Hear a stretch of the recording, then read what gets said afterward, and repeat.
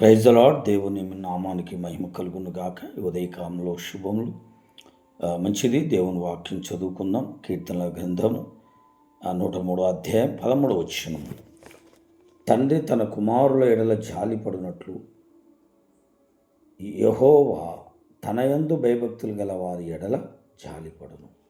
ఈ ఉదయకాలంలో జాలి, దయ, కరుణ లేకుండా, సమాధానం లేకుండా, శాంతి లేకుండా, ఎవరు ఆదరించేవారు లేకుండా ఇబ్బందికరంగానే ఉన్నావేమో. అయితే దేవుడు చెప్తున్నాడు, తండ్రి తన కుమారుల ఎడల జాలిపడినట్లు ఆయన యందు నువ్వు భయభక్తులు కలిగి ఉంటే ఆయన నీకు జాలి, దయ, కరుణ, వాత్సల్యం చూపించి నిన్ను ఆదరిస్తాడు, బలపరుస్తాడు.